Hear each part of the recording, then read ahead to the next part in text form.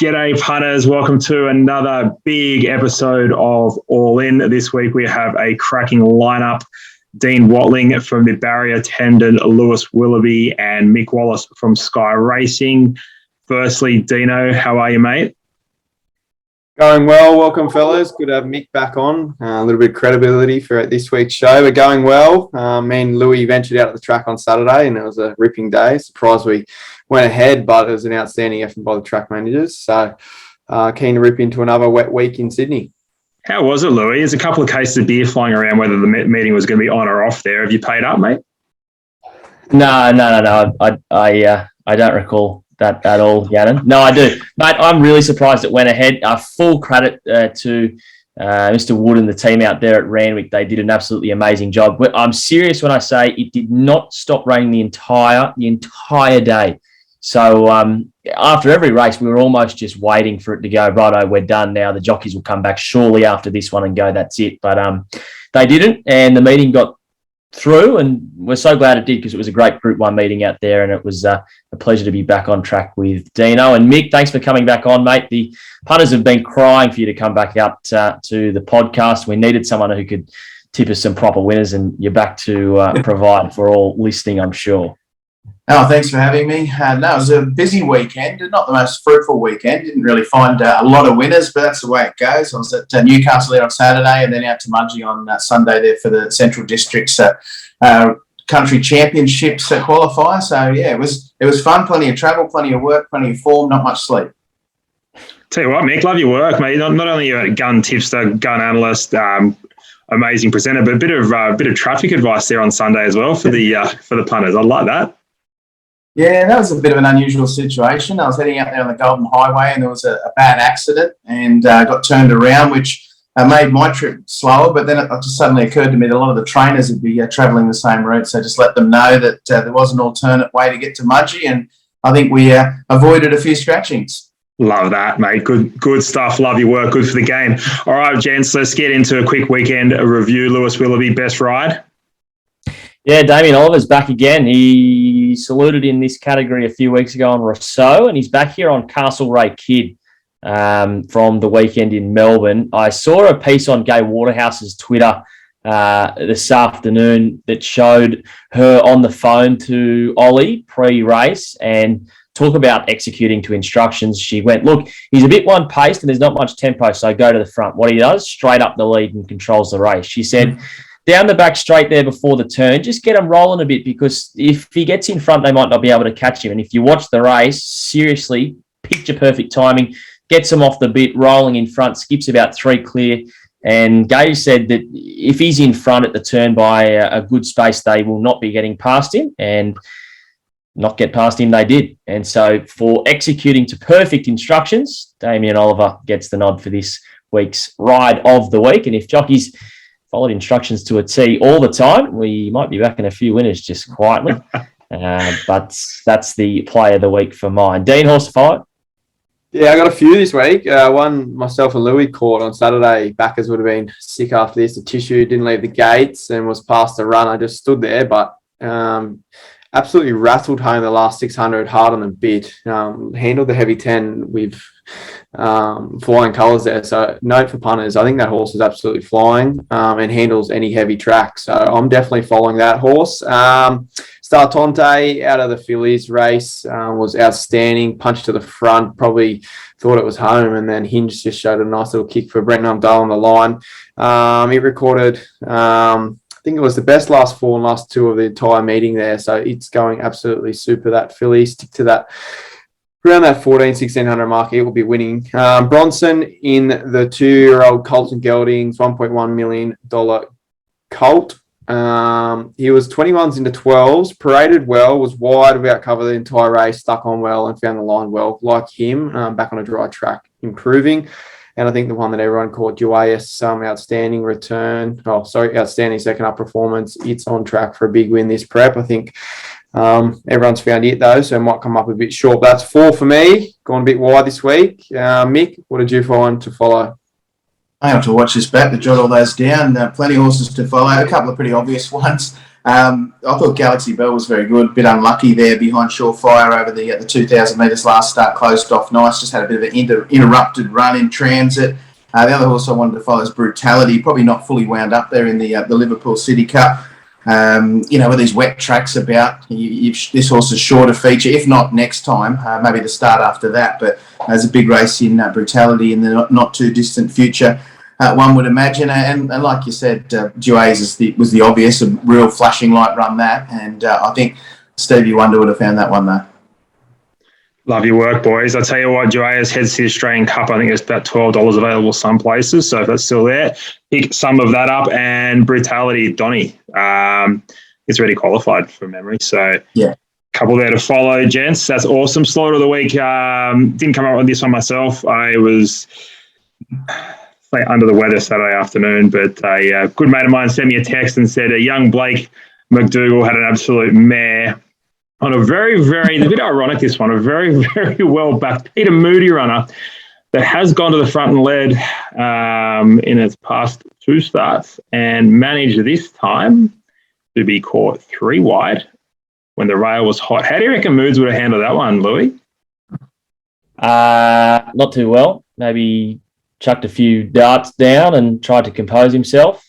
$8.50 into $3.75. Anyone had any on that? Nah. Got him. Beautiful. Yeah, there you go, Blake. You're a gun, but that you have earned Slaughter of the week. Very good, very good. He'll be back though, Blake. He's riding very well at the moment. So it's a odd little misstep on his part, but I'm sure he will be back. Now we're really into the swing of things this autumn. The Group 1s are flying, and this weekend is no different. Randwick again.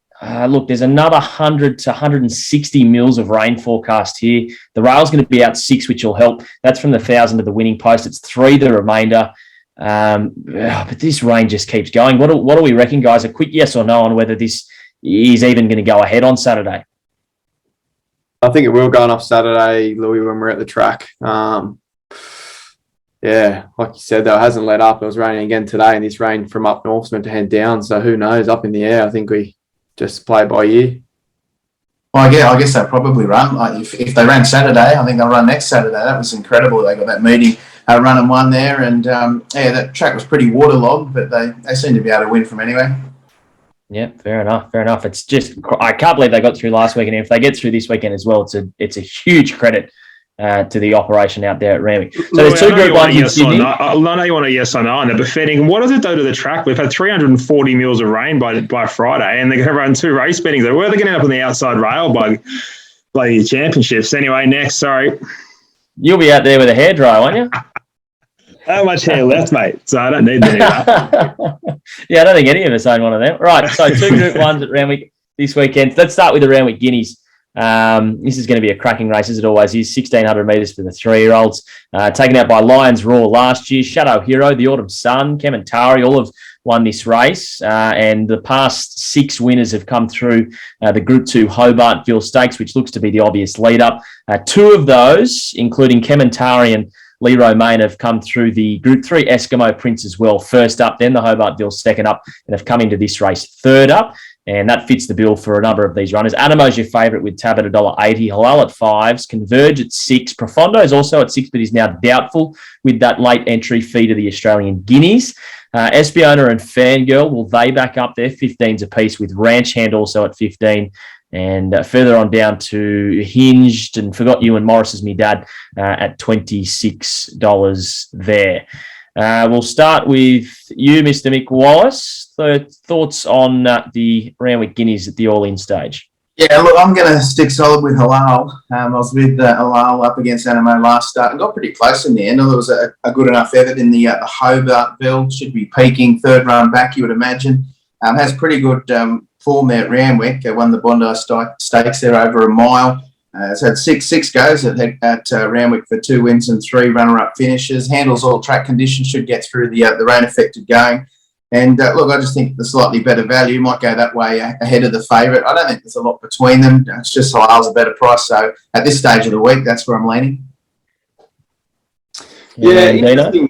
Yeah, interesting here. If you look at the market, you've got Profondo second pick around that 550, and then you've got also in the market Cap Devant, Coast Watch, Espiona, Fangirl, Forgot You, Hitotsu. They're all not going there. So surely, like Mick mentioned, Converge and Halal, they have to firm here. They've got to get a little bit closer to Animo. I thought Halal should have beat Animo in the Hobartville. I think if it comes down the outside in the better ground, he goes pretty close to winning. I know Animo kicked back on the line, but it was a slowly run race, and Animo had a peach up in front there. So I think we can get Animo rolled here. I'm going to be backing Converge and Halal. Converge also peaked on the run, second up there, third up now, 1,600 metres. The knock on him is the wet track. Dry track, I think I'd be all over him. But in the Randwick Guineas, I'll be playing Converge and Halal. Gannon? Just be careful with Converge. Maybe just wait to hear from the stable. Big chance it might go south given the heavy track. I can't argue with you boys. Halal's clearly the value. $5 to $1.80 given the margin. But geez, Animo only gets better. And just a tough racehorse. And I think Salty jumped on and he said, sure, the margin got close, but you just can't see anything going past Animo, et cetera, et cetera. Look, I don't think you can take $1.80 now, but if Halal shortens, Animo has to drift a little bit. So maybe the play there is back Halal now at $5 and back Animo when you get to around that $2, $20, $2.30. Louis loves that. He loves it. I love a two-bit play. I love a two-bit play. Two minimum. It could be 4 and 5, but 2 minimum. No, that is good. I agree with you guys. Halal a threat. Animo, very good as well, but $1.80 can't be touching that surely now, especially because this track again is going to be minimum of the heavy 10. So I think we'll be getting a bit better than $1.80. You guys are spot on. The second of the Group 1s is the Canterbury Stakes, and now this is a much more wide open market with Tab. Just quickly with the Canterbury Stakes, 1,300 metres weight for age 3-year-old and up, taken out by Savatiano, the 6-year-old mare last year, coming through the Expressway. The Bostonian was first up the year prior. Trapeze Artist came through the Expressway. Happy Clapper, Le Romain, and Holler is the last of the 3-year-olds to take this race out back in 2016, coming through the Group 2 Autumn Stakes in Melbourne. Favourite here, off a pretty smart win on the weekend, Forbidden Love. Lost and Running, doubtful, is equal favourite at $4.50, and the other one there is Zaki, also at $4.50. So 3 of them head to trade with the Tab. Law of Indices at $8 with Private Eye. Lighthouse 11s and Counter Rupee is a $15 chance with a host of them there, including Dallasand, September Run, and Snap Dancer as well. Cracking race, cracking market. To you first, Dino. How have you thought this one through? Yeah, I'm going to go with the Joseph's Pride train, Private Eye. I like the trials back this prep. We know it loves the soft track, wet track, 2 from 2 on the heavy, and it fires fresh. We know that for sure, so it loves it fresh. Was very good in the spring. I think around that $8 mark, that's a fair enough price for it. I think it will come of age this prep. It can probably be a top end horse. I know it won the Group 1 in the spring handicap, but I think it can go on to wait for age this horse for sure. So I'm keen to play it first up. Like you said, Louis, Lost and Running's doubtful. If it comes out, I'll be very keen to back Private Eye here. So I'll land that way. Mick, any thoughts? Yeah, I was sort of leaning towards Private Eye or Law of Indices. I think there's a big win in Law of Indices in the not too distant future. If it's not this week, I think it'll probably be the start after. Private Eye, I know there's no room for sentiment or love affairs in racing, but he's probably my favourite horse. I think they're the value, around about the same price. I wouldn't commit to having a bet at this stage of the week, but they're the 2 that have attracted my attention early on. Yeah, I think there's a few we can put a line through. Alligator Blood, Colding, Snap Dancer, a couple of those that just won't be going around, and Lost and Running, Buckley's and none of that turning up. I'll tell you what, Forbidden Love, wow. I really wanted to back it and got scared because it was going to be on the rails, thinking no chance, and it's produced an absolute, just killed me watching that. Anyway, outstanding. My query is there was no mention of it post-race. I caught some of the post-race interviews again today. No mention of it, and it does go back to 1,300 metres. So put a line through that. Zaki first up, not really keen, but I'm with Mick here. Law of Indices. I just have a bit of something for this horse. Hasn't drawn a barrier yet, but draws a barrier. Watch out. I want to see J Mac booked. I'm happy to take a bit at $8 anyway. That's the horse for me. Just quietly, boys. Private Eye. Do you remember watching his debut? Louis, Dino, Gossett. Yes, I do. Last turn at Gossy races, we were just sitting there having a couple of quiet ones. Turned to 10. Oh, yeah, pretty promising horse. I think it got rolled, did it? That's right. No. I think we're all against it. Said it had none off its trials, and I think it won by 5. Yeah. That seems about right. I don't want to throw poor Adrian Sigliatano under the bus, but he told us it had none, and when it won, went down and celebrated with the owner. We're all left scratching our heads. Up you go, Adrian. No, that was a good day. No, yeah, this is a cracking race, guys. You're right, Gannon. Forbidden Love was huge on the weekend. The trials leading in this prep were massive, and that did kill me to see it bolt in. I thought Barrier won it, couldn't do it. Law of Indices, the tip's been going around for this for a while now. It surely has to be close to really going close. Private Eye, yep.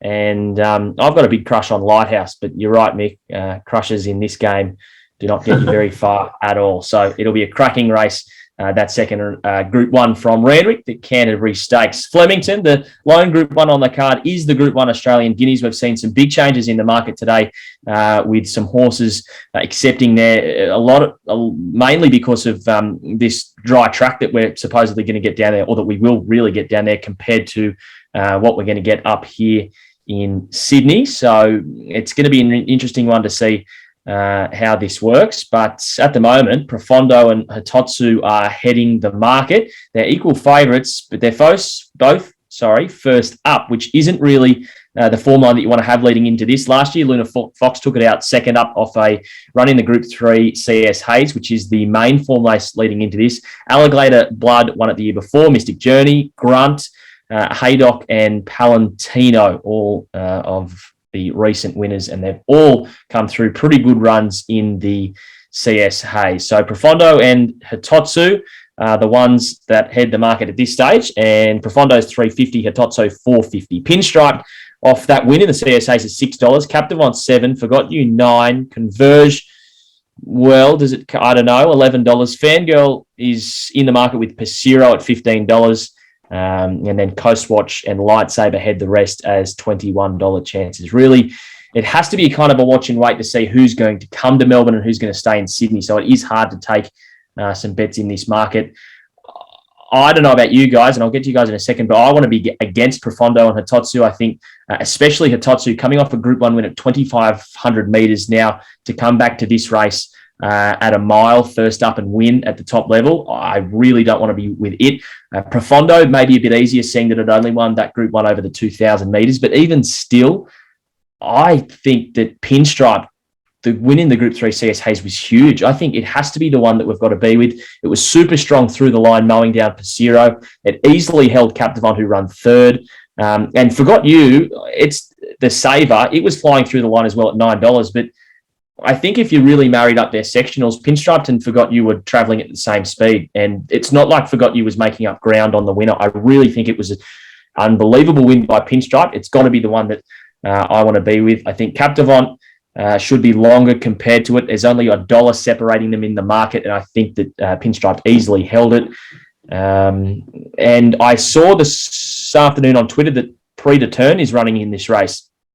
And it's a $51 chance. And it, albeit in weaker grade, was a really big win to come out and finally put one on the board. So 51's about a horse who's definitely running according to the trainer. Not a bad price. But for me, Pinstriped, 100% the bet. And I'll be saving on Forgot You. Mick, have you got any thoughts? Look, not really. To be honest, I just had a bit of a skim through. I was against the favourite, but I haven't really spent a lot of time on the race yet, so I'll just sit it out. Yeah, I'll chime in. I think Provondo's way too short, 360. That's one of the biggest overreactions I've seen. I chimed in at 7s this morning, but I'm happy to. Righto, mate. Hey, I was up early on the way to work and right place, right time. But yeah, into 360 now, that's a massive overreaction. I think we didn't see the best of it, like Louis said, to over 2,000 metres. Gannon, if your mail is right with Converge lobbing down there, it is an absolutely ripping chance. I'll be backing it and keep backing it if we get the call that it's going down there. I think Flemington will suit this horse to the absolute ground. It's going very well. Dry track, like you said, that's the key to the horse. I really do hope they send it down there. One that you do like as well, Gannon, Morris, my dad, missed a kick last start at Hobartville and flew home. That's flying under the radar, and the market keeps disrespecting it. So I think it's around that $26 price. It's better than that if you tie in the Sydney form. And another one, Louis, comes through the pinstripe race. Pesquero for the Buston and Young team, First Light Racing, rated perfectly up front by Damien Lade, just nabbed late. I think if they ride a touch colder in behind, off a nice speed, it can be an improver. So there's a fair few to look at there, but like I think we've all sort of got the same opinion. Wait till a little bit later and we get confirmed runners and it might be a bit easier. Gannon? One play, Maurice is my dad, $6 the place. That's the play. If we find out Converge goes down, there's no point betting on Converge now. If you find out if it goes down there Wednesday, just also a bet. Gentlemen, just a bit of a wrap up. What we're going to do now, we're going to give away 20% of a $50 all-in ticket. So we've got the four of us, and then we've got one other poor baller that gets to come along for the ride. Louis Willoughby, your best all-in play is pinstriped, around the $6. Dino, you've gone with special reward in the Newmarket on Friday. So hopefully that lines up and gets the job done there. Mick Wallace, what's your best? Maybe going halal or? Well, this doesn't work because I was going to nominate Rock as an all-in play on Friday at Newcastle. So I don't know how we're going to make that fit. Mick, I can make it work. I can do two $25 multis, and we can have two winners. Perfect. That's it. Yeah. And we'll do them to place. That way we can win twice. And I'll throw in Maurice as my dad. So there we go. Easy. We can solve all the problems here on All In. Wraps us up, doesn't it, Gano? Absolutely outstanding, gentlemen. Been an absolute pleasure as always. Thank you so much for your time. Punters, before you click off this, make sure you chuck a comment in. Give myself a spray. Give Dino a spray. Give Mick and Louis some love. They've done a great job this week. Give us a comment. Give us a tip. And you will go into the draw to win 20% of that multi, which we will post on Twitter. Dean Watling, thank you very much. Lewis Willoughby, thank you very much. And Mick Wallace, thank you very much again.